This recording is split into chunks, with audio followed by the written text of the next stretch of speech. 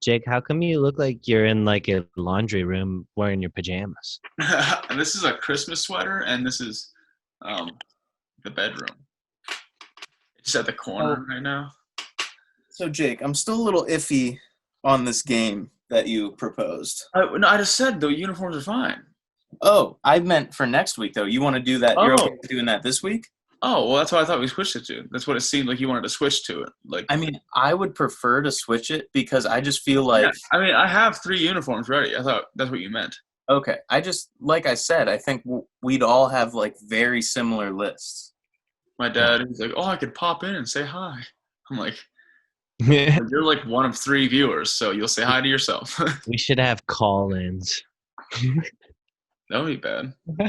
Like, all right, and still just waiting, but phone is open.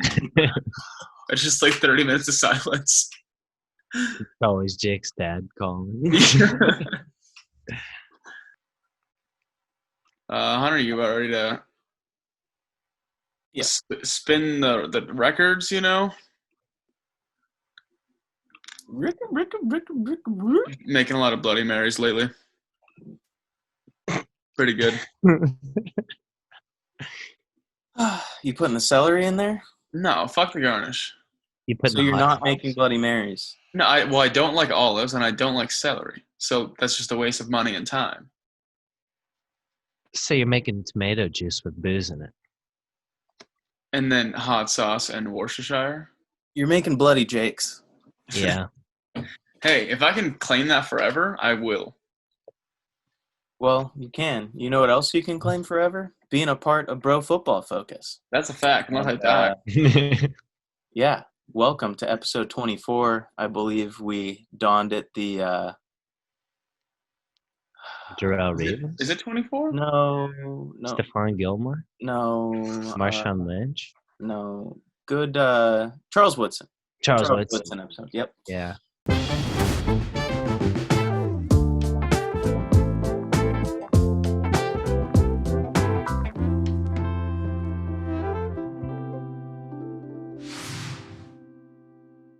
So, welcome to the Charles Woodson episode, everybody. We're glad you're here, all three of you. I'm Hunter. With me, as always, is Austin, What's except for going that on? one time, One and only. and Jake, except for that one time. Yellow. Here at Bro Football Focus, we break down all of your football needs and whatnot. And at the top of the show, we do that with the Spicy 16. So we're just going to hop right into it.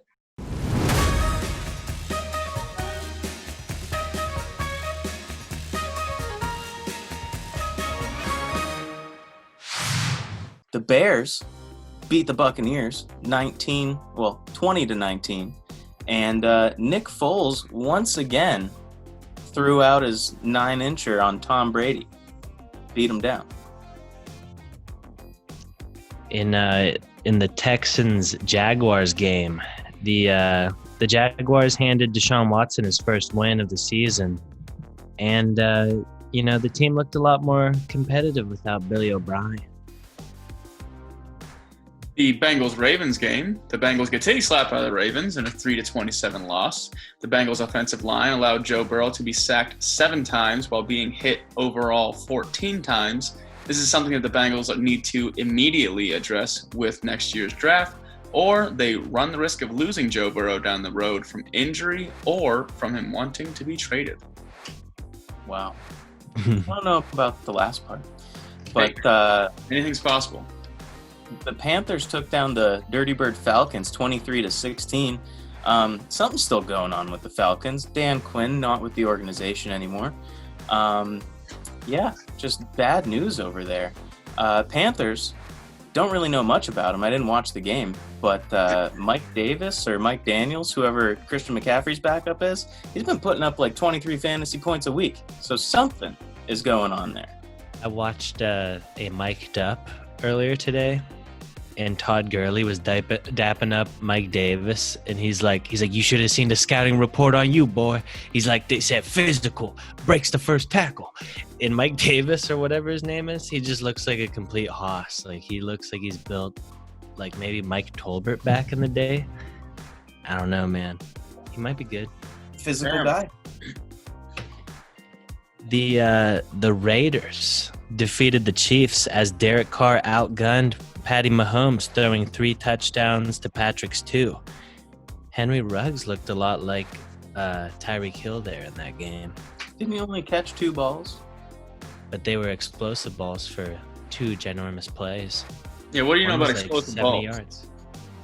I could send you a Xbox Live recorded clip with some explosive balls. Okay. Austin knows what I'm talking about. Yeah. Well, when you say it like that, it sounds. All right. So questionable. the Cardinals-Jets game, Joe Flacco makes his first full game appearance in 2020 season, but is stuffed in a 10-30 loss to the Arizona Cardinals. Jets coach Adam Gase said everything was on the table after the loss, but will remain the play caller for the foreseeable future. Eagles-Steelers. Steelers came out on top 38-29. Eagles didn't look too bad this game. Carson Wentz was slinging it.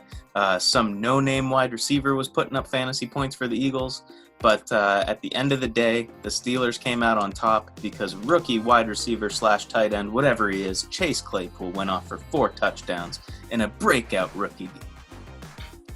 He unlocked that superstar X factor. I don't know about all that. The Rams dominated on defense, holding Washington's offense to just 108 total yards in a 30-10 win. The Dolphins pull a win over the 49ers, 43-17. The 49ers make it hard to believe they just played in the Super Bowl because they played an embarrassing game against the Dolphins. Fitzmagic claims the Dolphins as his own, leaving the rest of the league saying, "Where's Tua?" The answer to that question is on the bench. Exactly. The Cowboys very closely beat the Giants 37-34. Obviously, league-wide news, Dak Prescott broke his ankle, whatever, crazy fracture, he's done for the year. But I think the bigger story of this game, because it was pretty close when Dak was still in it, how bad are the Cowboys really? Bad. Because the Giants aren't good. Yeah. In the Browns-Colts game, Big Philly Rivers has been questioned by the fan base after having another really bad performance. Ooh. He threw 2 interceptions, and Cleveland's looking like they might be able to sneak into the wild card spot, perhaps, if not win the division. They're looking pretty good. The Seahawks pull off a 27-26 butt clincher of a win this week. It came down to the wire after the Vikings chose to go for it within field goal territory. They got stuffed right at the line. The Vikings did, however, look really good. I think part of it is Dalvin Cook being really good, but I think a larger part of it is Seattle's run defense being their weakest point and potentially their Achilles heel. You watched that game, Jake? I did, Dalvin Cook was out at like halftime. but he came back in. Did he? Yeah, All right. yeah, he did. Okay. Saints Chargers, another close one, another butt clincher. Saints came out victorious 30-27. Main story from this guy, Justin Herbert, real deal. He's looking real good. I could agree with that one. And last but not least, in yesterday's rare Tuesday night showdown, the Titans just absolutely embarrassed my Bills on the national TV platform. And it was even worse because the Titans haven't been able to practice for 2 weeks. So the main storyline is, were the Titans refreshed after 2 weeks of rest, or were the Bills just, underprepared for a team that's been sitting around watching some film? I will say a little extra sleep in the morning makes me feel a little better during the day, Oh yeah. And I'm sure when everything should take 2 weeks off. Oh yeah. When you're older, when you're in the NFL getting hit all the time, you Yeah, need that little extra bit of These aren't rest. young kids out here, you know? They can't just keep getting banged up left and right. Oh yeah. But all right, Hunter, lay it on us. Lay it on you. What do you mean? When do you guys got to pick the game you game wanna you want talk to about? talk? Oh, I get to pick first? Yeah, you never pick first. I don't ever pick first. Okay.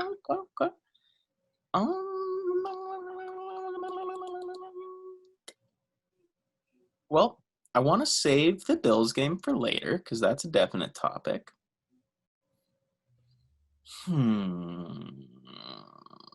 Let's talk about the Raiders and the Chiefs.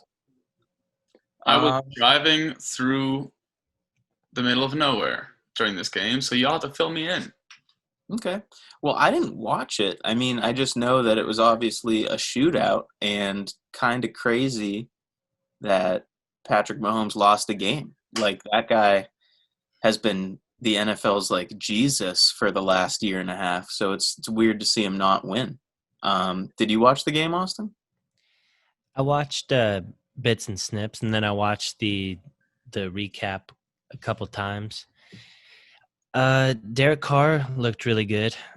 He looked accurate, and he was, like I said, he had a couple big plays to Henry Ruggs. Josh Jacobs was running it all over the place. I think John Gruden built a good team for playing against the Chiefs, maybe. Like, they were able to kind of contain that offense. Like, they weren't able to just hot dog all around on them. They were able to get a few stops. I think they picked Patty Mahomes off once or twice. Well, that's key to them going that extra. Because if they can contain the Chiefs, they probably have a pretty good job of containing a lot of teams. Yeah. How long did Derek Carr and Amari Cooper play together? Probably like 3 years, maybe 2-3 years. Because, like, Derek Carr looked super good. Everybody thought he was the best quarterback in that class, like, that first year. Yeah. Then he started to fizzle out a little bit. Everybody started talking the shit on Derek Carr. Do we think that Derek Carr just needs, like, a good deep threat, and then he can be really good? Because when he doesn't have a Henry Ruggs or an Amari Cooper, he's just captain check down. But when he has a guy, apparently he can cork it. That might be the case. Who are his receivers without Ruggs? Zay Jones. Oh, is that it? I can't think of who else. Hunter Renfrow. Hunter Renfrow. Yeah, I have him on the old fantasies. He's a grinder. Oh, Nelson Aguilar.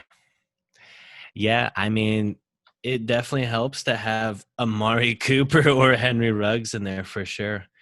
But I think Derek Carr also has played stinky in the past and perhaps earned a little bit of his downfall from his high praise initially. All right. Jake, have you ever seen the video from the Philadelphia local news where the guy is like saving babies like that are being dropped out of a burning building? Yeah. Yeah, people just throwing babies out of the building. I was catching them. Unlike Aguilar. That's who Derek Carr's throwing to. Yeah, you can't just flame Nelson like that on the news. But Aguilar's been looking good this year. He hasn't really been dropping anything. I guess maybe catching some big tutters. Change of scenery. But yeah, I think that's really all I want to talk about for that one. Austin, what looks good to you? I mean, I'd like to hop into the Cowboys-Giants game a little bit. And the main thing that I wanted to talk about with that game is the Dak Prescott injury.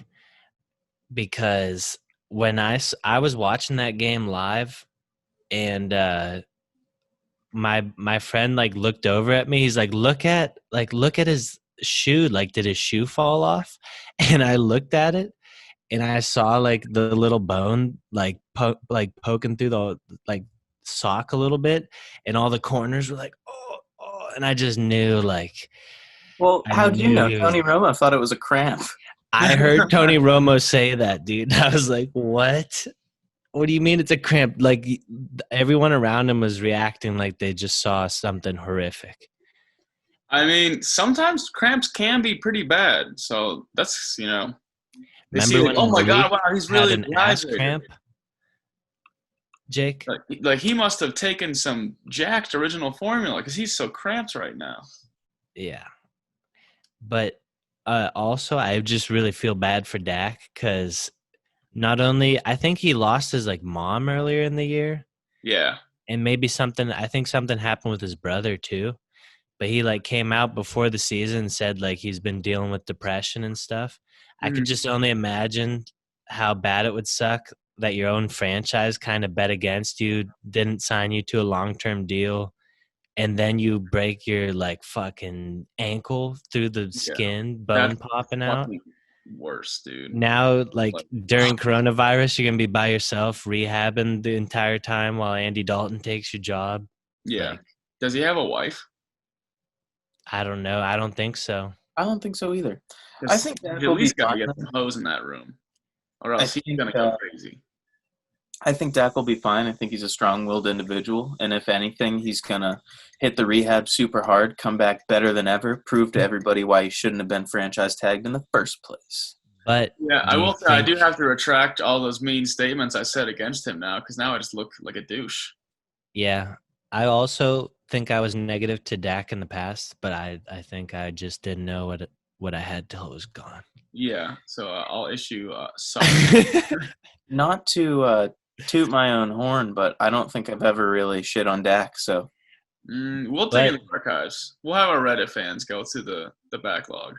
My question is that the last time Dak will play for the Cowboys? that is a good question. I would say no. I think yes. You guys, like, what do you think? Like, Hunter, why do you think no? Like, why do you think? I think no because one, let's look at what happened with quarterbacks in free agency this year. Cam Newton didn't have a job for a long time because everybody was pretty okay with starting quarterbacks. Yeah. Two, I think the Jones family they run the Cowboys like it's a family. And I think just PR-wise and how it looks, I think if you don't like offer him a deal when he comes back, the Cowboys look like major dicks. Yeah. And I really think it would be super positive PR if like his rehab goes great, he proves that he's like 100% or 110%, whatever, and Jerry Jones is just like, all right, we're going to give you 5 years for whatever. What do you think, Jake? You think he will leave? See, I think just because he's injured, I think he might feel just because I got injured doesn't mean I'm going to settle for a contract that I don't like. So already with team turmoil, Jake, here's the thing with that, though. The Cowboys already weren't giving him what he wanted, and that's when he was like a statistical like top 7 guy across the board. So now that he's injured, you think Dak is going to be in the position to say, I want as much money as I was asking for? I feel like they're going to get him for a bargain, and both sides is going to be cool with it. I don't know. I think that he might just want to go to somewhere else, especially if fucking I literally just blanked on his name. Who the fuck's replacing him right now? Andy Dalton. Dalton. Andy Dalton, yeah. Especially if he actually does good. If Andy Dalton does good, Jerry Jones has all the leverage in the contract talks. But I don't know if Jerry Jones will do him dirty because, like Hunter said, it is a really bad look on the Cowboys. Like Jerry Jones looks evil if he just fucking takes the gamble on Dak. He snaps his shit up and then he lets him walk. No, but no one else would really sign him to a $100 million contract, I don't think. No, see, and Dak is like a Dallas homegrown success story. He was drafted in like the 5th round or whatever. And I just think both sides, I think Dak's team would be like, okay, coming off a major injury, obviously I'm not going to get what I wanted. And Jerry Jones is going to see that as, he got injured. He's going to take less than he wanted, and I'm okay with signing Dak for less in the first place. And I think both sides are going to be like, let's do it. I think he was asking for way too much, though, right? Initially, I think he was asking for like Patrick Mahomes type money. Yeah, Cowboys were offering him like decent stuff. I'll look it up right now. I remember they offered him, I thought, like $130 million or something. I can't remember exactly. It was a huge contract. I was like, he could. That's definitely. Yeah. So I'd play for them for that much. They call me up right now. Sign me. I'll do it. The Cowboys' offer to Prescott over the summer included a $50 million signing bonus and around $110 million guaranteed. Wow. But the issue was the length of the deal. Apparently, the Cowboys wanted it to be a 5-year deal, and Dak wanted it to be a 4-year deal. So if that was the only thing that they couldn't agree on, I think when he comes back, like I said, both teams are just going to be like, it's all good. Yeah, that's a fair assessment. But it's definitely, all right. We'll see what happens, though, because I will say, Jake, you're right. Like, if Andy Dalton does good, like, or just really well, that is tough. Yeah. And I mean, because, again, Dak Prescott wasn't closing the deal. So, like, all Andy Dalton has to do is just start winning. That's it. Yeah. Just in general, not even do fantastic, just win games. One thing that sticks out to me is what Jerry Jones said earlier in the year when Dak Prescott couldn't get the job done at the end of a game, and he said that's what separates him from the Patty Mahomes and the Tony Romos. Exactly. When I was like, with saying in turmoil, like between them, like now he already thinks that him being in Dak's mind, elite. Yeah.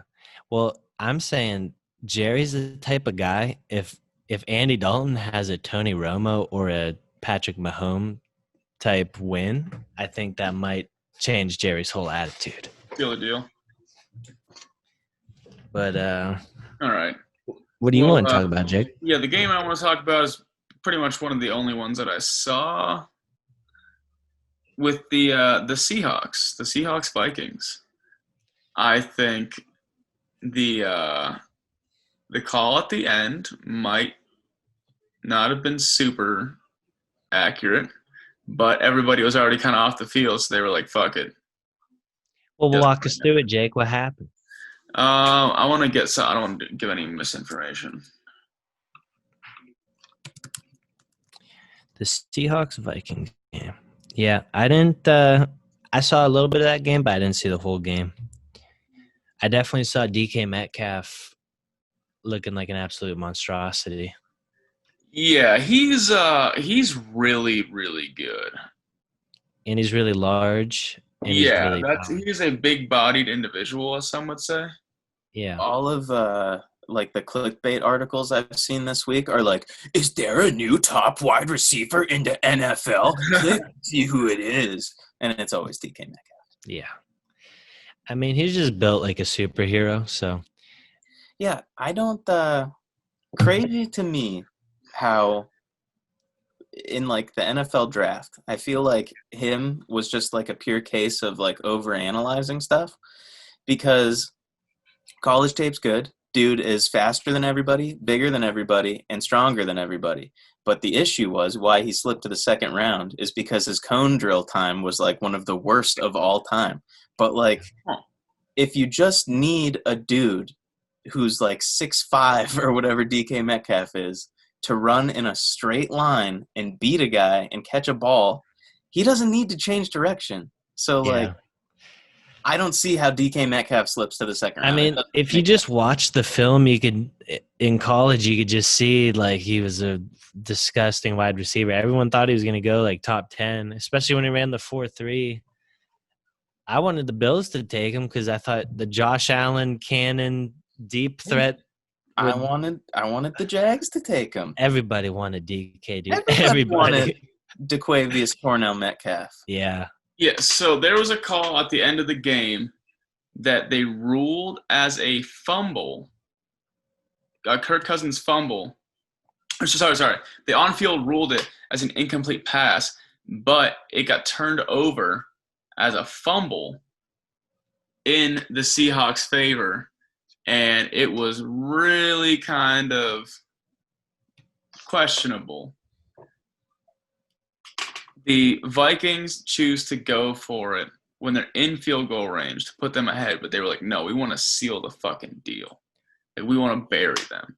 So they go for it with literally 1 yard to the first down, still within scoring range. And it's fourth down. So it's literally 4th and 1.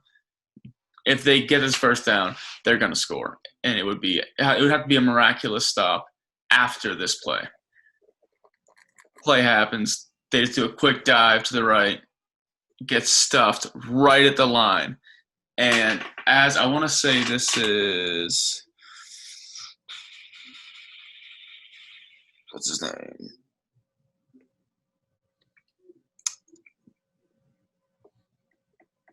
I just saw his name all over. The running back? Yeah. I think it was Madison, wasn't it? Yeah, that's who it was. So, bam, dive to the right. As he's getting tackled, like, he goes to stick the ball out, and one of the lineman's hands just, like, kind of hits his arm and just, like, stops it right here. Falls down just short of the first. Seahawks get it over, and they start driving down the field. Comes to, like, a 4th and 10.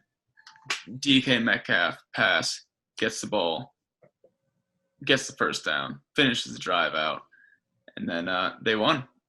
And it was just like, everyone's like, oh, well, that was a dumb decision for them to try to bury them, essentially. But it was kind of like, you either score. Well, the best scenario for the Vikings would have been to gotten the first down but not scored on that play, milked that last 15, 20 yards, scored, and been fine. So if they would have just scored outright, then they give the ball right away. Or they get stopped, give the ball right away.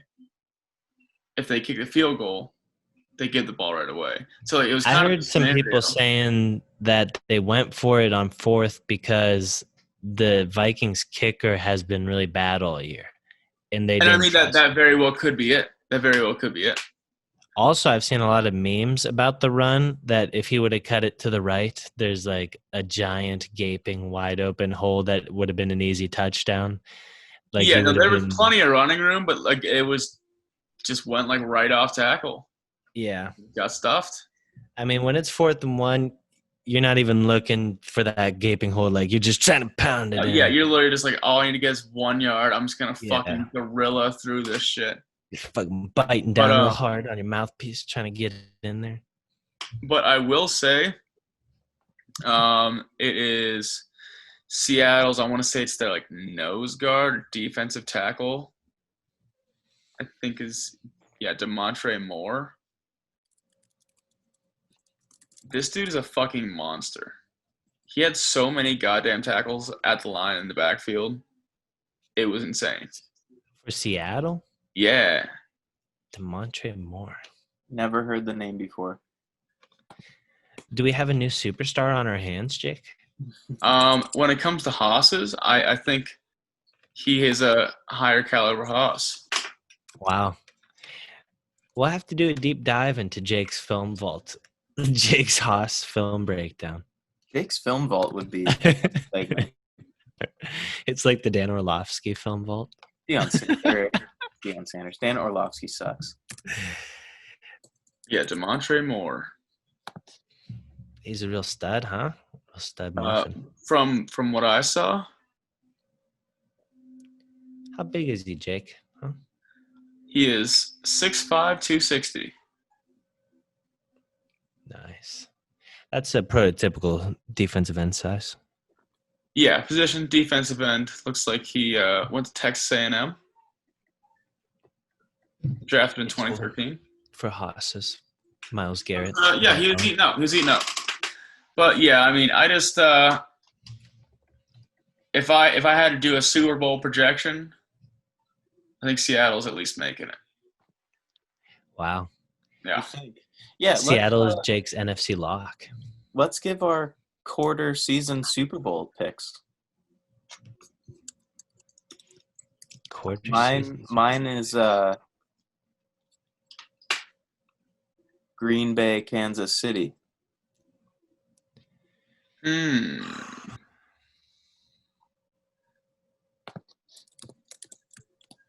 I'd probably have to say Seahawks. If my life depended on it, I might have to say Seahawks Steelers. Whoa, interesting. It's between that or like maybe Seahawks Yeah. Raiders. Now, me, if I was really betting on it, I'd If have your to life put the depended on it. If Chiefs. you were wrong, you got your dick cut off and then you bled to death. Jesus. Yeah, in Yeah. that situation, I would pick the Chiefs. And I do think this year might be a little bit of Russell's magic. So I think it'd probably be Chiefs Seahawks.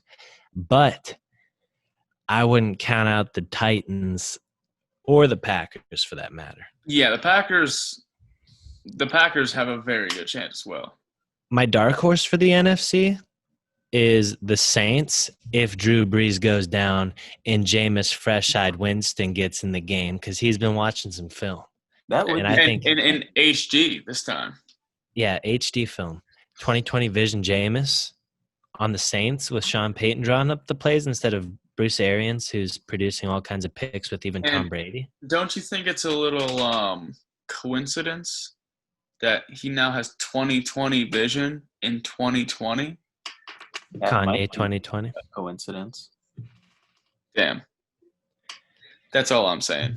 Yeah, no, I definitely see perhaps a little bit of Jameis at the end of the year. I'd put money on Jameis winning a Super Bowl for New Orleans if it paid out a lot.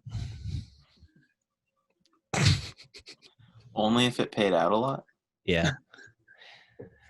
So can I break down what happened last night? Yeah. Yes, I want to hear. So this Go was through this was one of the more heartbreaking games for me as a Bills fan. Just to finally get like a random like Tuesday night game under the lights, like everyone's watching. They can finally see if the Bills are good or not on national TV. Last minute, Trey White out of the game. Matt Milano, one of our best linebackers, out of the game. Levi Wallace, not playing, our second corner. So we have to put Josh Norman, who for the past 3 or 4 seasons on the Reds, or the football team, formerly known as the Redskins. Wow, that was close. He had been playing like absolute dog shit, so much that I believe they cut him and they just took like the massive cap hit because they rather pay money and not have him than to have him and pay the money. So they dropped him. The Bills signed him for 1 year. He gets in the game. Well, first off, Andre Roberts, right off the chest, Josh Allen like put it right on the numbers. He takes off the chest, intercepted. Then Josh Norman gets burnt by A.J. Brown, who just came back off injury. So A.J. Brown, this entire time, he's got to be the freshest wide receiver in the NFL. Like, he's coming off injury, and he just had the 2-week COVID thing. He comes in against crusty Josh Norman, just gets wide open for the touchdown. Immediately, I know it's not going to be a good game, dude. Josh Norman was crusty. Oh, he was so crusty. Even though it didn't count, the Derrick Henry stiff arm will be forever on Derrick Henry's highlight tapes. Oh, yeah. Because I've never seen so many memes in my life, dude. Like, I could not escape it all day long. People are texting me pictures of Josh Norman just getting tossed to the air. I don't want to talk too much. I mean, we can just reveal that play is the whoopsie. Josh Norman getting tossed is the whoopsie of the week. Whoopsie, Josh Norman. Whoopsie. But when that happened, I was like, oh, damn, that sucks. But I think it may be more polarizing than the Derrick Henry run against the Jags, the 99-yard run where he stiff arms A.J. Bouye and stiff arms Miles Jack. I just think, like, the trajectory of Josh Norman, just everybody lost their mind. A big thing about that stiff arm is it wasn't like he's running and he came from, like, here and had a full press. He literally had his arm out like this much and was just like, bah! And it just fucking sent him. Like, it was maybe 6 inches of explosion. Like, it was not a full-blown fucking Brings toss. me, He got which brings me to my next point. he got tossed. The Titans, Mike Vrabel, who is the Titans head coach, was a former linebacker for the Patriots, Super Bowl champion linebacker, Big Hoss. He built the Titans to just be the biggest, most physical, hossiest team. I was looking at these motherfuckers. They got Henry, Clowney, defensive lineman I've never heard of. Their defensive backs like Kevin Byard, everyone, AJ Brown, Jonnu Smith. Every single one of their arms is huge and jacked and juicy. And they look like just some big hosses, and they're crunching people. Rashawn Evans, their team is so big and strong. And then I look at the Bills, and our offensive linemen all have like fat guts and like no arm definition. And they're going against these monstrosities who are well rested and fucking refreshed. But now, do you think that has to do something with the drafting of the Bills, or just being in Buffalo? You just kind of get that gut.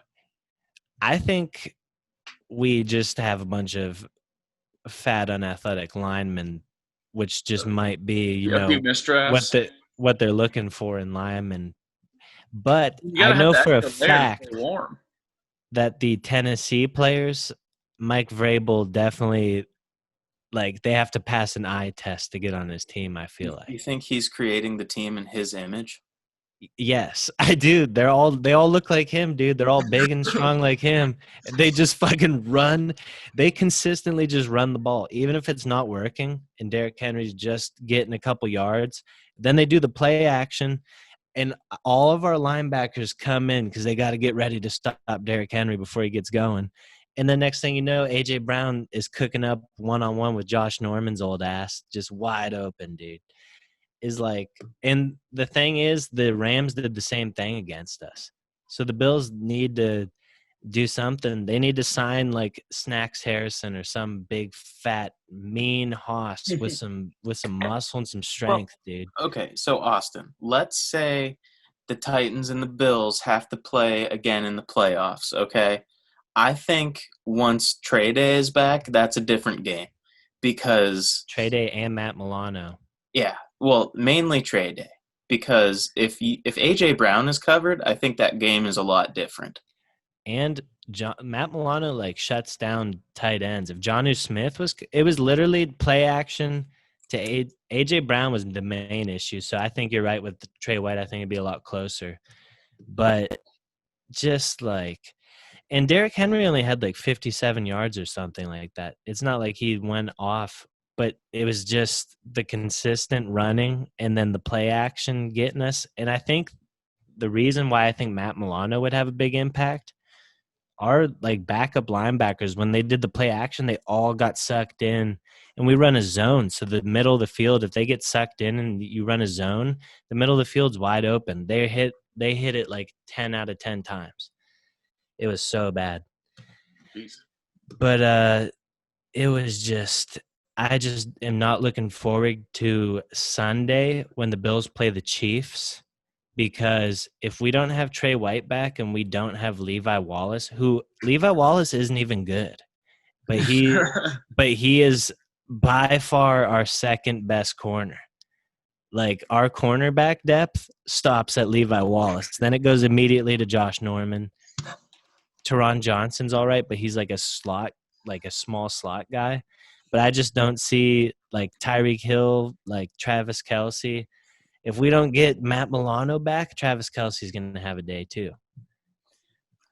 I think Travis Kelce's going to have a day no matter who's on him. Yeah, I'm just not – I'm worried about this Kansas City game. But also, I think you're going to have a down game every now and then. I think the Bills are still a lot better than they looked yesterday. I think they'll rebound. Definitely. I think they'll look better against the Chiefs than they did against the Titans, because I think the Titans are just such a physical mismatch, like I was saying. I think teams that match up well with them are like the Ravens and maybe the Steelers. Like the Steelers probably the most would match up best with the Titans. But they're just built old school. Yeah. And Derrick Henry, I saw something earlier talking about his high school highlights, like his days in high school. He never ran for under 100 yards in high school. Like since he was 14, starting varsity. He ran for like over 12,000 yards. Maybe it was 14,000 yards or something. He's the all-time high school yardage record holder ever out of any high school player ever. Jake, you ran for over 100 yards every game of your high school career, right? It was closer to 2. But yeah, I mean, it's just like I didn't get the recognition. It's politics. You know how that goes. Could you imagine though, just going? He averaged like 400 yards a game. That's fucking insane. Well, when you're that big, Yeah. Could you imagine being that in though? front of him and just land on the ground and hope. And Hunter, it's not just because he's that big. Because he went to Alabama and did the same fucking thing. yes, but he was still 6'3" at running back, which isn't like a thing. It's the DK Metcalf situation. When you are bigger than everybody, DK Metcalf just happens to be faster than everybody. But Derrick Henry has bigger than everybody and stronger than everybody. And he's faster than most people. Well, he's faster than me. I know that. When he gets an open field, like when he has the long distance speed. He has got like Usain Bolt like track speed. But he doesn't have the quick burst or like he's not super agile, but he is explosive. And when he gets going, like his 60, after he gets like past 60 yards, I don't think anyone can beat him in a race. He's a very weird running back. Also, he doesn't like truck people. He's a very upright and he's just a stiff armor. Yeah. Oh, dude, he fucking uses it. I wonder what his fucking like punch strength is. Just probably pretty good. Whoa. I'm sure there's a sports science where he freaking creams that nerd. Or Deadliest Warrior. Who's the guy who hosts sports science? Yeah. Scott Frankus. We're gonna have. Yeah. Today we're gonna talk about something, and I'm gonna keep my hands here the whole time. And they just show him like strapped up in a helmet, like all nervous. He's like, "I'm 5'8", 120 pounds." He looks like Henry stiff arms him onto those pads. He looks like the deep fake Saquon Barkley in the Hulu commercials. Yeah. Green bean ass body and the football pads. Yeah. But Hunter, you brought up DK Metcalf being fast as Derrick Henry. Let's get to this Jamal Adams. A lot faster than Derrick Henry. Ooh, I have one fun fact that I looked up earlier. Derrick Henry ran a 4.54 40. That's kind of nuts. Jadeveon Clowney ran a 4.53 40. Jadeveon Clowney is faster than Derrick Henry. And so you got those two big dread predator looking motherfuckers, jacked, like giant deltoids. Derrick Henry does not look like Predator. He looks like he has a turd hanging off of the back of the helmet. I think they should run the 2-back set with Derrick and Jadeveon. Yeah? Yeah. All right. But that's what Jake, I just wanted to say. Are you signaling to me that you would like me to talk about this Jamal Adams quote? Slash bull take. Okay. So, well, you can do the bull take because I don't know the bull take. Yeah. But Jamal Adams seems to have said that DK Metcalf is a modern-day Megatron, which, I don't know. I'm sure Jamal Adams says nice things about a lot of people on his team. Yeah. The bull take is that DK Metcalf is the reincarnation of Calvin Johnson. So Calvin Johnson isn't dead, so I don't agree with that. Yeah. But same take overall. He was just saying that because he is just so much more powerful and just a big-bodied individual, that is what makes him in the likes of Megatron, and just his speed and strength and his overall and the fact that he said his threat isn't like he has vicious cuts in his routes or like ungodly speed. It's just that he's a big-bodied individual that can get the job done. All right, so I agree with like the physical comp, yes, but styles of play, I would say no. All of the big plays this year, DK is wide open and Russell Wilson just hits him because he's faster than everybody. Calvin Johnson, all of his big plays are in triple or quadruple coverage. Matt Stafford chucks a ball into a completely covered Calvin Johnson, and somehow Calvin Johnson gets up, maneuvers his body over all of the DBs, and gets the ball. When DK Metcalf starts making contested catches with 4 other dudes, I'll make the Calvin comp. But right now, I don't think he's anything like Calvin Johnson. Yeah, That's I agree. I think physically they're the only two people that are even comparable, like of all time. Like you could maybe throw Julio Jones in there. Like there's very few receivers that strong and that fast. But yeah, Calvin Johnson was just like one of the greatest of all time, like arguably the greatest of all time. I think he has the highest yardage season, like 1900 something yards in one season.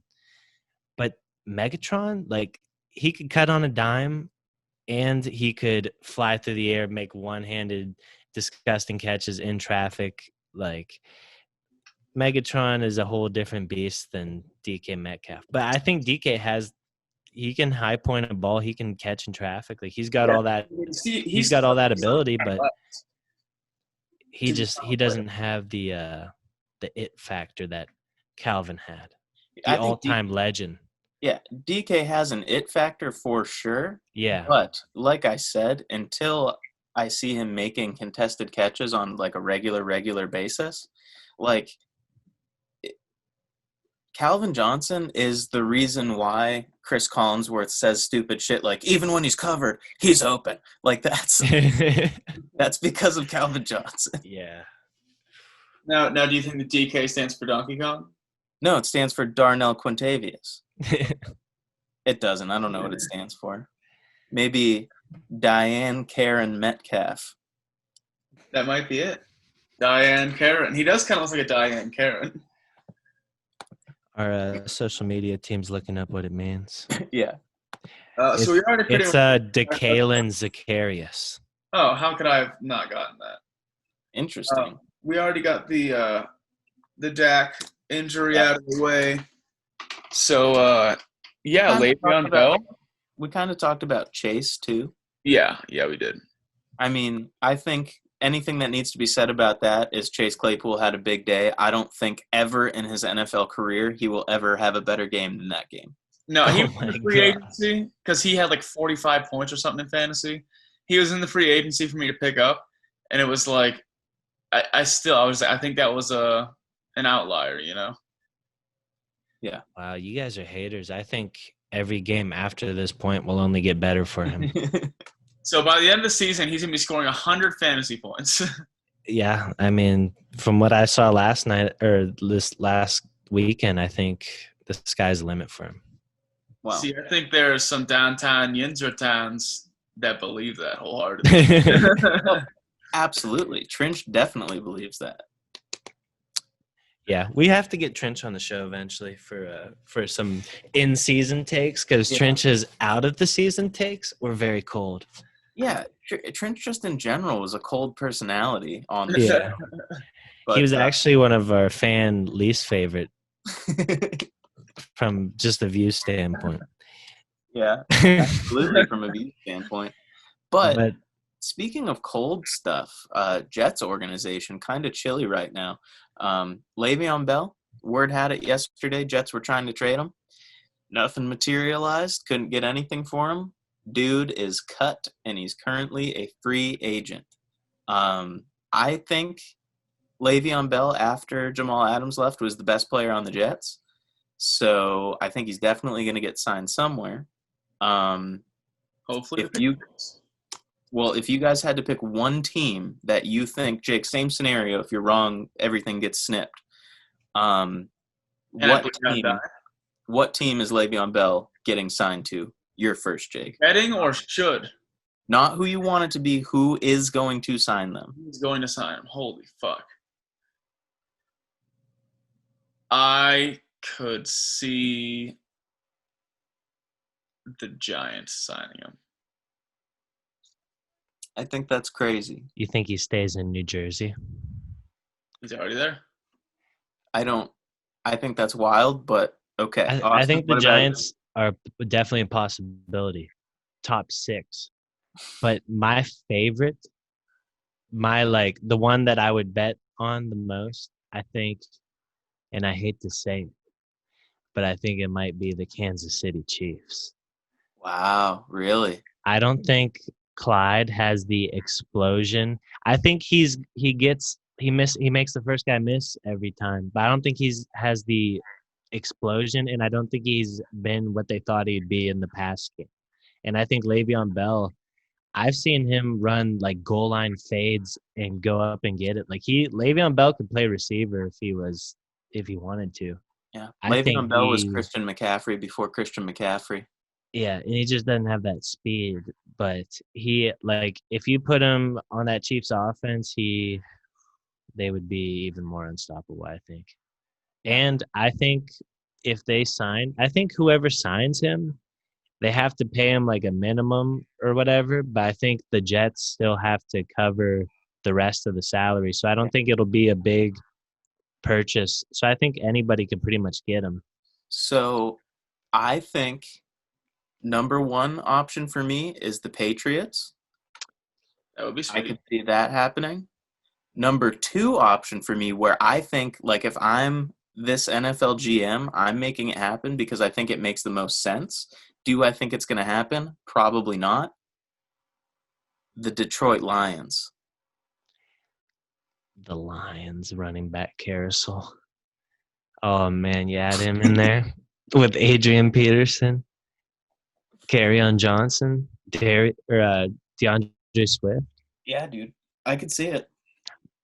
But my thing about the Patriots, I think they like the running backs they have, believe it or not. Like, even if they're not that attractive from the outside, I think they like Rex Burkhead just as much Yeah. as Le'Veon Bell. I just think Le'Veon Bell does everything Dion Lewis does way better than Dion Lewis. No, But they don't have Dion Lewis. The Or Giants James have him. White.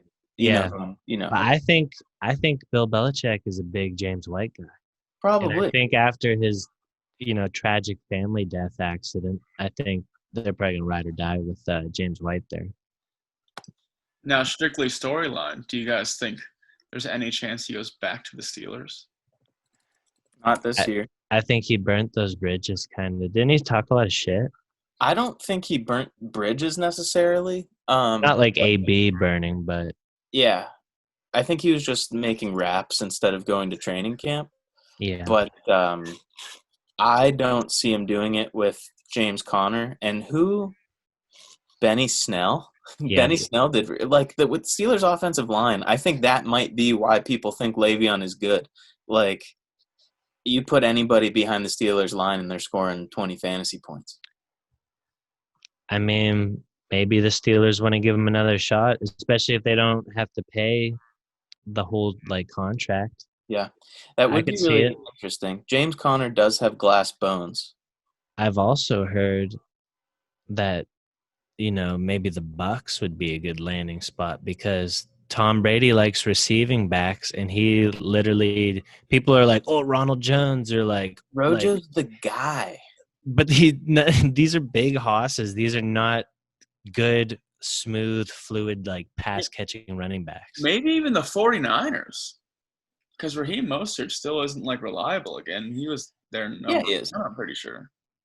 Is he Uh, playing again? They've been pretty banged up, but they have such depth too. Yeah, I was gonna He say. could really go wherever. I think the Niners are very unrealistic because when Mostert's healthy, he's the guy. But behind Mostert, they have McKinnon, who does great when he plays. And they have that Jeff Wilson Jr. guy who did the one game he had to step in. He did good. He had 2 touchdowns. Yeah. Okay. But I could see him still going there because, like I said, dude, if you don't have anything to lose and you need a playmaker, why not give him a try? Unless you think he's going to be a locker room cancer. True. Yeah. So what's this AJ Green on the trade block question mark? Yeah. A lot of people believe that AJ Green is definitely on the trade block. And there was a clip that surfaced where they zoomed in on him on the sideline and he's arguing with a coach, I believe. And you can read his lips. He's like, well, trade me then. So AJ Green. And also, there's like a play that all the Bengals fans are pointing out where Joe Burrow was like about to get sacked. So he just lobbed it up towards Green, thinking like Green will at least go get it or break up the pass and not let it get intercepted. Yeah. And AJ didn't even jump for it. It gets picked. And then he like walks away while the guy's running it back, like doesn't even try to tackle him or anything. Oh, So shit. people are like, oh, he's like checked out. Like Yeah, he needs a change of scenery. Damn. That's fucking So crazy. that's That's not a good look to be cut because of those reasons. yeah. Like where the hell could he go? I think he's 32, and I don't know. I don't even know if he can play anymore, to be honest. Oh, wow. The only Bengals game I really watched was the Bengals Browns, and I just remember. I think I said on the podcast after that game, like every time he stood up after getting tackled, he like got up really slow, like he was hurting and old, Rickety and and just shit. like he has little flashes of his old self, but I don't know. I could see someone like AJ Green going to the Niners. They might. Well, do they got Debo back yet? I think Debo's back. Brandon Ayuk is doing good, but with all their like injury problems, and when Emmanuel Sanders came in last year, that's when they like started rolling.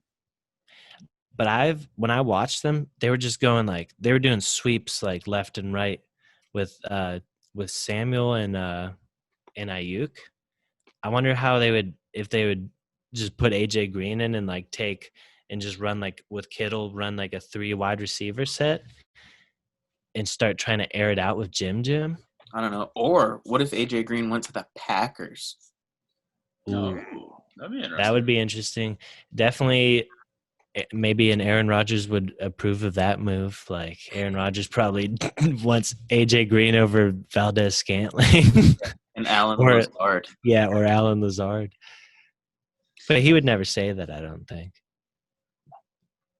So now I assume this next one is pretty much the beginning and the end is just what it says. The Pro Bowl is canceled. Yep. Yep. Pro Bowl's canceled, and they are looking into how to do it in Vegas next year, I believe. Yeah. I believe they said it will be replaced by like entertaining activities. To be determined. I mean, if it's like skills competition kind of activities, like the drone drop, I'm all for it. Like maybe a throw off to see who has the strongest arm. That'd be in the cool. NFL. I like dodgeball. That's fun. See, maybe go even further than a drone drop. Go space station drop, where Yeah. it goes in the stratosphere. You have to account for the Coriolis effect. And they also Just- do it in like the sun, so there's a glare. They just like train to become astronauts and get shot into space. Yeah, do it in space. There's no COVID up there. No COVID up there. Not that you know of. But Everyone's wearing suits, so you're already yeah. masked up. But Um, yeah, that's the Pro Bowl. Alexa, set an alarm for 9 a.m. Alarm set for 9 a.m. So we touched briefly on this, but Tom Brady's going crazy. yeah, the T Brady confusion. I think people are making a way bigger deal out of this than they should be. I think the complete opposite. They're Really? underplaying this. I think he has full-blown dementia. Now, I think Jake's goosing right there. But what I think is that was the first glimpse of maybe all that situational awareness throughout the years was maybe Bill Belichick. And maybe Tom Brady doesn't know how to play football. definitely He's agree a loser and can't do anything. Austin than Jake on that one. That's 'Cause, yeah, I could definitely see like it'd probably be pretty easy when all you have to do your whole career is just look to the sideline and you're being like told what to do immediately. And Bill's got in his ear like, "Hey Tom, throw it to Julian." Like it's I third think and 5. I think Third it's and 5. We great need the first. Like Bill Belichick is just Emperor Palpatine, just like getting into his mind, and Tom Brady's like, "I'm thinking this stuff," and then he leaves, and he's like, "Oh no." Yeah. Also, Tom Brady was like screaming at his teammates, like getting in their face. Yeah. Even his like center, I think Ryan Jensen, he ran down the field and like headbutted someone, got like a personal foul or like some kind of penalty that pushed them back even further. And Brady just absolutely lost his mind on that guy. Yeah. It's like Well- sloppy game. Maybe he misses the Patriot way, dude, with all the clean football play and no Type. penalties. When you come from that and then you go to that and you have 6 Super Bowls, I definitely think Tom Brady has like every right to get mad at these people, Yeah. because I feel like Tom Brady comes in like undisputed best quarterback of all time, most successful QB ever. If he is telling you you're fucking up, you are probably fucking up. Yeah. Yeah, And I you- wonder how much of it is Bruce Arians. Because, like, look at Bruce Arians last year. Jameis had the most turnovers ever. He had like 30 interceptions and like a shit ton of fumbles. And it's like, what are you coaching up over there, dude? That everyone's getting penalized and turning. Tom Brady's throwing pick sixes every other game. It's Yeah. those crazy berets that Bruce Arians wears. Like, what's that guy thinking when he's drawing up these plays? Hey, but you guys have time for a peeps break? Yeah, if you need to peeps. Yeah. I Yeah. do. Yeah.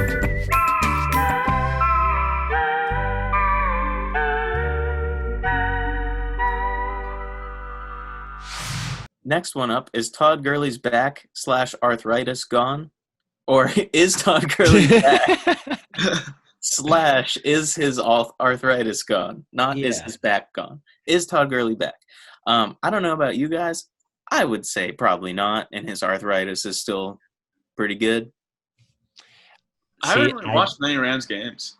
Well, he's on the Falcons. Okay. I just watched the mic'd up and I thought he was funny. And I thought when they were showing just like the zoomed in picture, like video of him only. And I thought he looked pretty quick. And his knee, I was watching his knee like when he got tackled getting up, like seeing if he like kind of limped on it. He looked normal. Maybe he gets shot up before every game. Probably does. Hopefully, they don't Maybe- push his lung. Maybe he never had arthritis and he's just a 26-year-old superstar running back. Or he might be younger than that. How old is he? Like 25?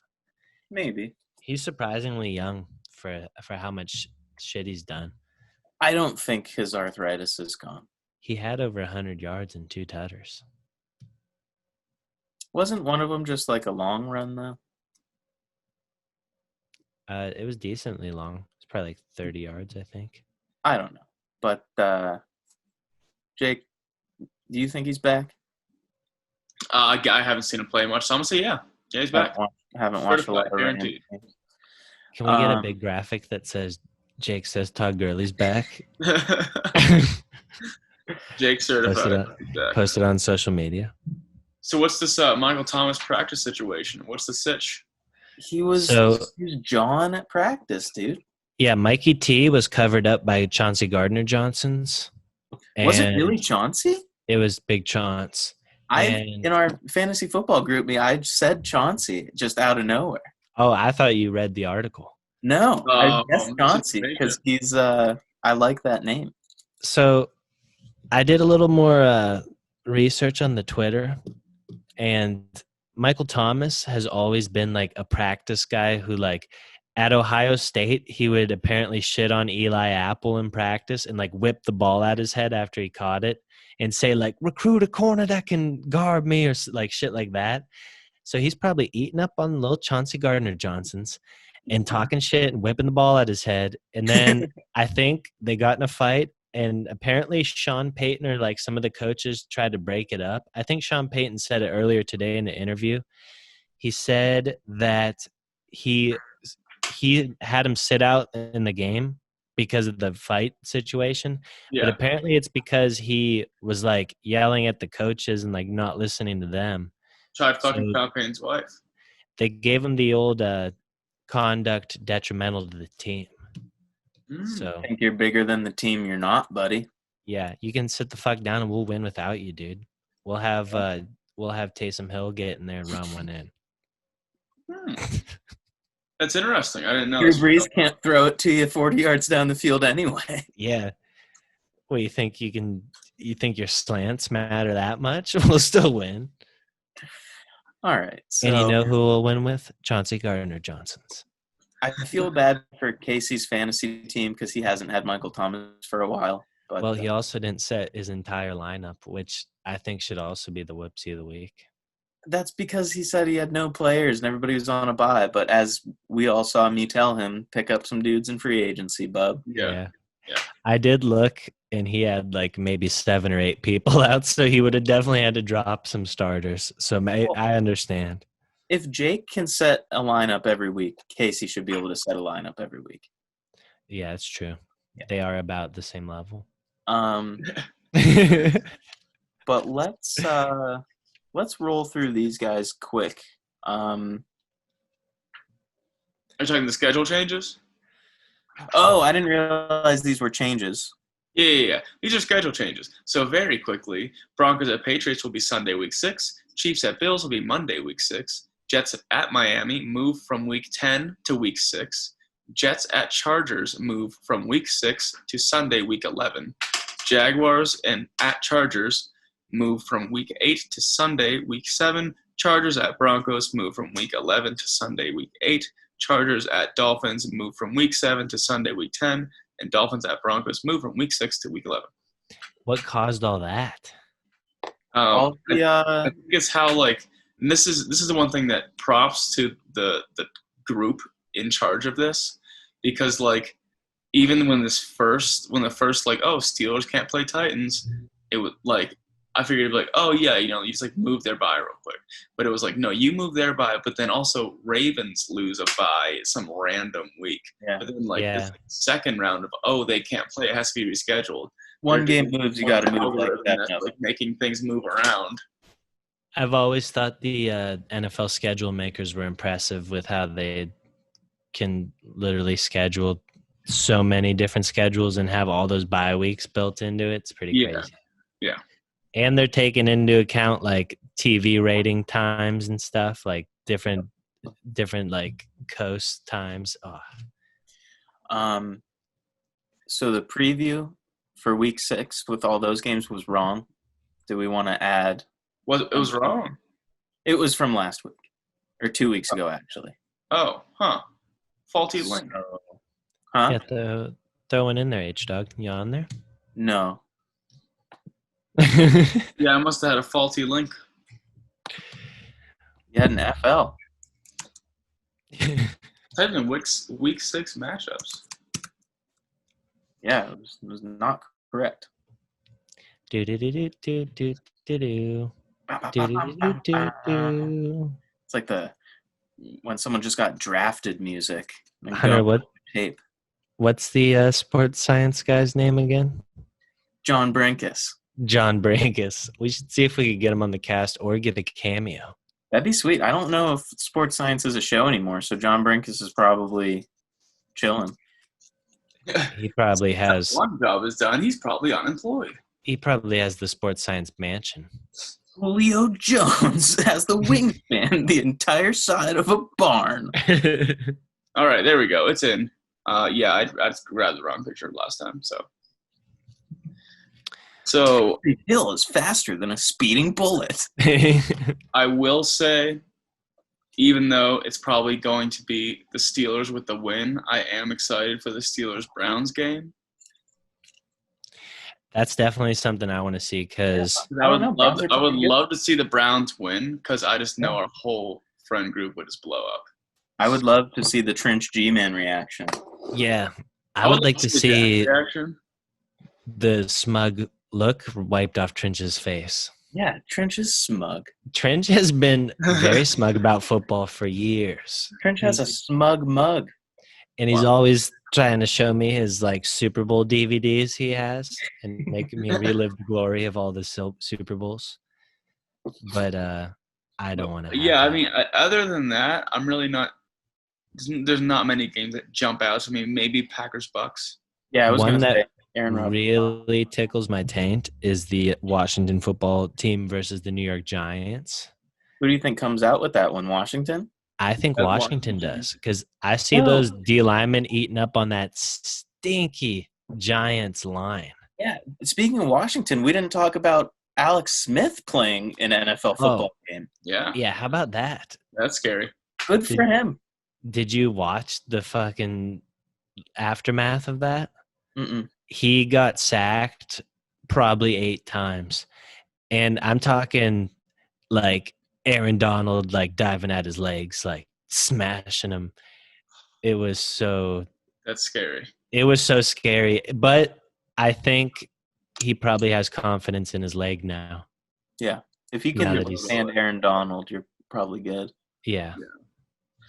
All right. Yeah, to be honest, none of these are really jumping out at me either. At least we have football. I think the Packers Bucks will be a good game. Packers Bucks will be good. Because I think that I think is Packers like so. I think that's a very good like NFC indicator, like as far as how the playoffs are going to go, and it will kind of prove if the Bucks are legit or not. Because the Saints beat the fuck out of them the first game. I think Rams Niners, McVay versus Robert Saleh. I think that could be interesting. Yeah, but Despite like what? I think the Niners are. Well, this is what I was going to say. Besides like how they're performing in all of the other games, I feel like interdivisional games are always dicey. Like Yeah. the Browns are always terrible, but Browns Steelers is usually always pretty close. Yeah. Yeah, like the Dolphins squeak out wins against the Patriots sometimes. Like That's what I'm saying. So I think that'll be a good one. yeah, I do. Yeah, that'll be an interesting one to see. I do want to see the Bills Chiefs game, see how that goes, because I just need a little something after what happened yesterday. Like if we could get a dub there, I'd feel very good. Yeah, that's a tough follow-up game. Also, I think the Chiefs are pissed off after their loss to the Raiders, which is another example of the divisional foes playing you hard. Mm. But I think they're pissed off and they're probably going to shit on the Bills because Josh Norman, if he can't keep up with A.J. Brown, he can't keep up with fucking Tyreek Hill. Well, A.J. Brown isn't chopped liver. He's pretty good. I know, but he's not – nobody's as fast as Tyreek Hill. And he Yeah. got torched by A.J. Brown. Josh Norman is just like bad at Yeah. football now. Oh, yeah. Like I think Derrick Henry ended his career. Yeah, I Yeah. thought he was going to pull Vontae Davis at Retire halftime. at halftime. Yeah, no, Yeah. that sucked. But yeah, so we got a fun week of football coming up. Yeah. Speaking of which, let's get into the fun game. Very simple, very straightforward. Last Top second. 3 favorite uniforms. Let's hit it.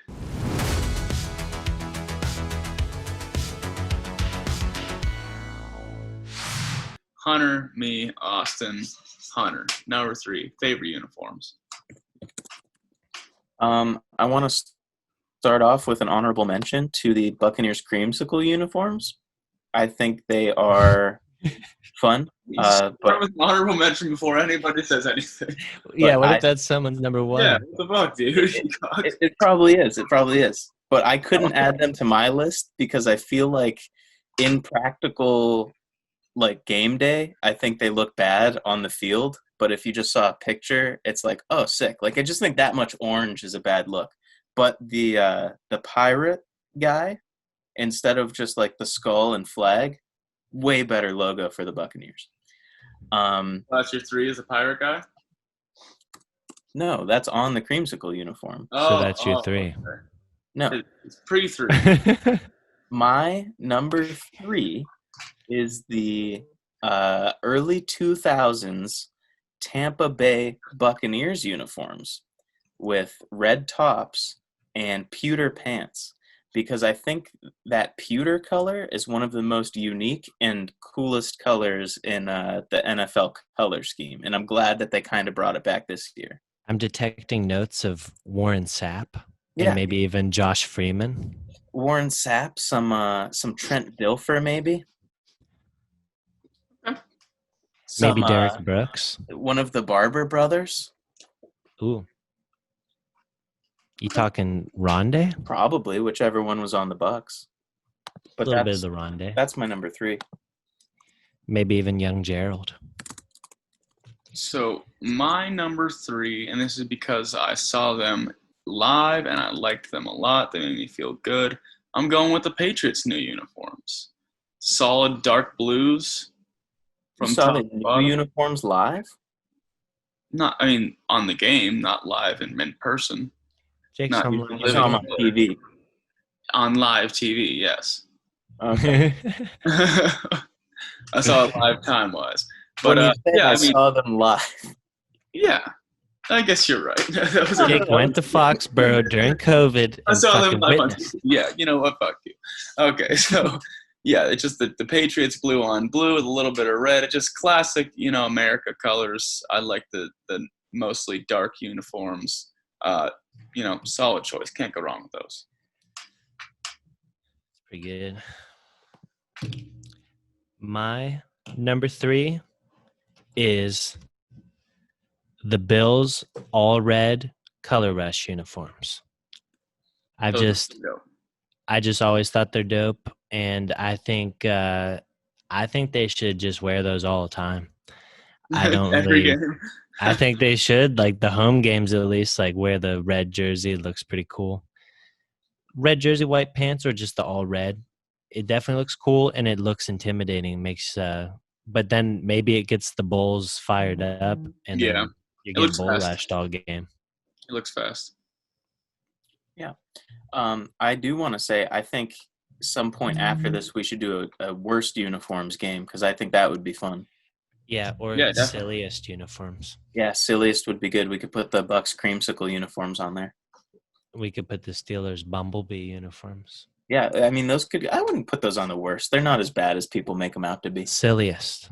We Yeah. could put the Honey new Dijons. uniforms on. See, I'd put the Honey Dijons on the bad, not the silly. Yeah. But you guys ready for my Poop-stained white jerseys? That'd be cool. huh? Poop stained white jerseys. Like Poop stained natural- white jerseys would be fun. Like, that's just a universal white pants and somebody poops in them. yeah, Yeah. exactly. Okay, so number 2. This is a little biased, but I like them. I'm gonna go with the 2000s Jaguars uniforms. Jaguars are the only team in the NFL to use the color teal. You might think that the Dolphins use teal, but they don't. That color is aqua. Makes sense. They're a Dolphin. Yes. Every avid fan of Florida teams knows that. Yeah, exactly. So, but the Jaguars being the only team with teal, just they have like a teal top and it's like nice and shimmery. It's very cool. You have like gold outlines around the numbers and then a nice stripe on the pants. I think it's really good. I'm detecting notes of MJD. Yeah. Some Keenan McCardells, some Jimmy Smiths. Who was that quarterback they had? That big what was his name? The their bad quarterback from the early 2000s. David Garrard. David Garrard. I'm getting some David Garrards, dude. Yeah. Maybe some OG Mercedes Lewis. Definitely some OG Mercedes Lewis. Definitely some Fred Taylor action. Fred Taylor. Yeah. Yeah, that's a good choice. Thanks. All right. So my number 2 Yeah. are the 49ers, all blacked out with the red numbers and red stripes. Yeah, those are the coolest jerseys ever. I like the 49ers 90s uniforms a lot more than those. It's just black on black, murdered out uniforms are fucking so sick. And So like you- the red looks cool because like black and red, that's like if you make a fan, like the first like create your own team, you always use black and red, always. So are you telling me that you don't like the Cardinals black murder uniforms? Well, Basically the same thing. They're not as mean looking as the Niners. And then the Niners got the gold helmet with all that black and red. yeah, looks like because that was my number 2, Jake. So just wanted to Dang. let you know. On the same wavelength. But yeah, Yeah, they're those dope. are some filthy ass uniforms. Yeah, they definitely are. My alternate number 2, Okay, fair enough. I'm freestyling off the dome here, but I'm thinking the Seattle Seahawks highlighter green unis that they just wore. Yeah, Yuck, those are fast dude. too. Hashtag big time yuck.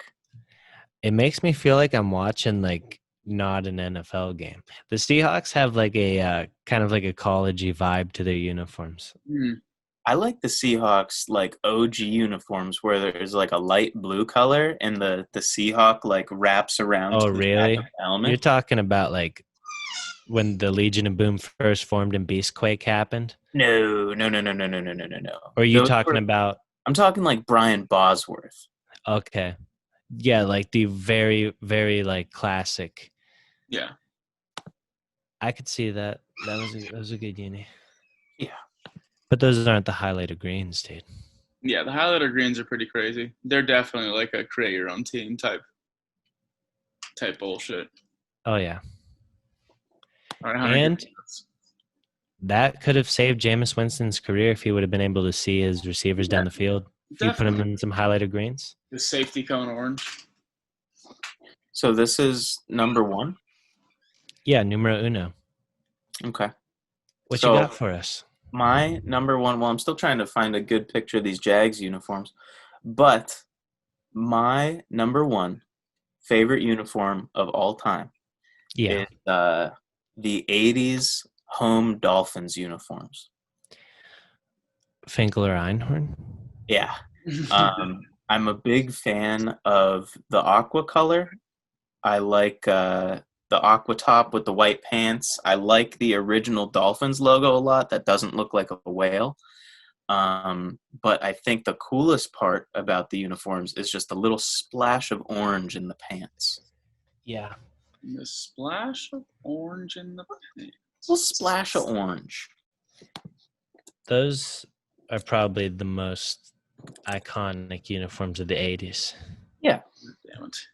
I wanted to look up a picture, but it took me to a slideshow about the Dolphins uniforms over time, and I just didn't. I'm just really picturing Dan Marino slinging the ball around in that uniform and then getting out of the game and hopping in his convertible drop top and cruising around Miami, Yeah. picking up chicas. Definitely. Dos Chicas. All right, my number one, as you can see the picture on there, is the Steelers blacked out murdered uniforms. Really? Oh yeah, I think those are so fucking sick because again, all blacked out looks sweet, but just the yellow pops more than the red on the 49ers does, and got all the way up to the helmets black. Like they look so fucking tough. And I mean, the picture's of Big Ben, so he isn't like the best wearer of the uniform. Like when it's somebody who's like in shape and fast and athletic, then it looks And much African better. American. Yeah, sure, it could be. It doesn't have to be. Yeah, I definitely see that. The But Steelers all blacks are sweet. I think that's the coolest uniform. Not gonna lie. My number one is the exact opposite. Well, not the exact opposite, but the division rivals all black uniforms. I like the Ravens all black. And I don't know what it is, but I've always just really liked the Ravens uniforms. I think they have like the coolest logo in my opinion. And they just, for whatever reason, when you're facing the Ravens and they're in the all black, you just know you're going to get smacked around by some thugs and some hosses. Yeah, no, that's fair. And you might even get diddled by Lamar. Diddler. I didn't know Yeah. that. That's breaking news. Unconfirmed breaking news. I mean, if diddling is part of the hot dog ratio. I didn't know it was. To tell you the truth, I don't know if diddling is part of it. Well, I don't mean like Ludwig diddling. I mean like, oh, he's diddling us around out here. He's Okay. diddling us up and down the field. In that case, I guess. Oh fuck, that is pretty funny. But Damn. yeah, those are my favorite, especially with a black visor.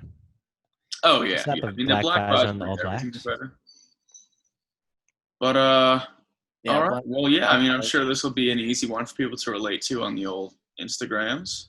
Yeah. Yeah, where you can find us at Bro Football Focus with 2 L's. If you want to go over to Twitter, you can find us at Bro Football Focus with only 1 L. We've been breaking news pretty hard on the tweeter. I think we beat Schefter on the Le'Veon Bell tweet, but just had a mistweet.